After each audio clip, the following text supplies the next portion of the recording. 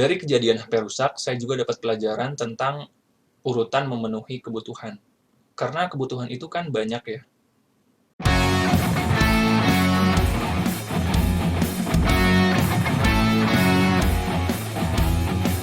Halo teman-teman, ketemu lagi bersama saya Yasir Fadilah. Ngomong-ngomong, topik tentang serial hidup esensial ini adalah pengembangan dari topik yang pernah saya bahas sebelumnya, yaitu tentang memilih hal yang esensial. Belakangan ini saya masih suka bergelut dengan pilihan antara keinginan dan kebutuhan. Mungkin karena udah dewasa kali ya. Ketika mau beli suatu barang, saya selalu nanya, apakah saya beli ini karena ingin atau karena butuh? Apalagi ketika kondisi keuangan sedang kurang stabil. Membeli sesuatu karena kebutuhan lebih diutamakan. Jadinya, saya menahan dulu keinginan dan fokus ke kebutuhan. Saya menahan dulu gengsi dan lebih fokus ke fungsi barangnya. Misalnya, beberapa minggu yang lalu HP saya rusak. Akibatnya, saya nggak pegang HP selama beberapa minggu. Komunikasi sama orang-orang jadi terhambat. Mau beli HP yang baru pun budgetnya belum cukup, karena ada kebutuhan lain yang mesti dipenuhi. Selama beberapa minggu tanpa HP, ternyata ngasih saya banyak pelajaran. Misalnya, pelajaran tentang merawat barang yang saya punya, pelajaran tentang pentingnya komunikasi, dan pelajaran tentang menjalani waktu berharga tanpa HP. Selama ini ternyata banyak hal yang terlewatkan karena lebih sering fokus ke HP, bukan ke lingkungan sekitar. Singkat cerita, setelah punya budget yang cukup, saya memutuskan buat beli HP lagi. Tapi saya membelinya bukan semata-mata karena gengsi. Saya nggak terlalu mikirin merek, kualitas, atau harga yang mahal. Saya lebih fokus ke fungsinya dulu. Yang penting bisa buat komunikasi, bisa internetan, dan hasil kameranya jernih. Segitupun udah cukup. Dan saya mesti merawatnya dengan baik. Dari kejadian HP rusak, saya juga dapat pelajaran tentang urutan memenuhi kebutuhan. Karena kebutuhan itu kan banyak ya. Makanya kita mesti memenuhinya secara berurutan, biar nggak kewalahan. Kita pernah belajar tentang ini pada pelajaran ekonomi di sekolah. Kita memenuhi kebutuhan sesuai tingkatan kebutuhannya, dari mulai primer, sekunder, dan tersier.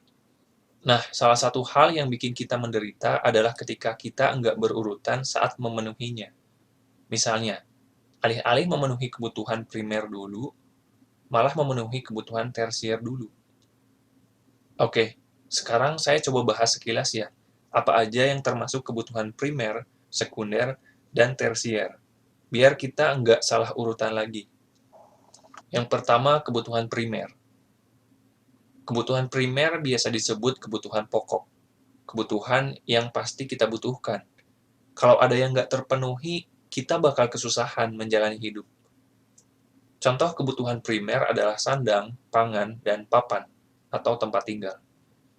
Kalau kebutuhan ini terpenuhi, kehidupan pun bisa berjalan lancar.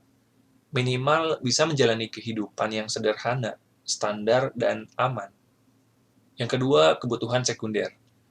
Kebutuhan sekunder biasa saya sebut kebutuhan pokok tambahan. Ini kebutuhan yang juga membantu kelancaran hidup. Kalau nggak terpenuhi, nggak jadi masalah besar. Tapi kalau terpenuhi, sangat bermanfaat buat kehidupan.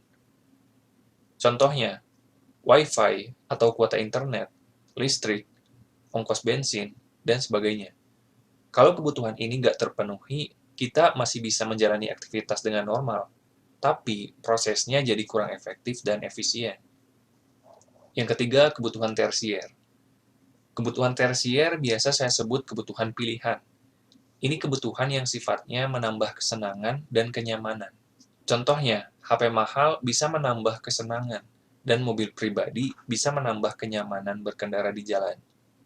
Kebutuhan tersier hampir mirip dengan keinginan, kecuali buat orang-orang tertentu ya, seperti driver go-car atau Uber.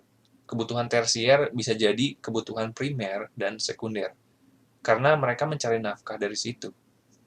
Menurut saya, salah satu kunci kebahagiaan adalah ketika bisa memenuhi kebutuhan secara berurutan. Kalau nggak berurutan pun bisa bahagia kan? Bisa sih, kalau memang punya modal yang banyak.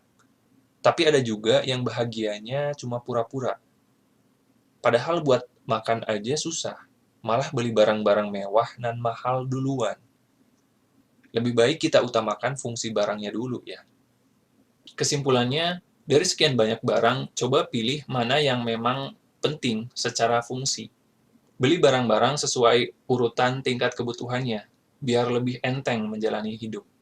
Mari belajar buat mikirin konsekuensi jangka panjang. Jangan cuma mikirin gengsi yang sifatnya jangka pendek atau sementara.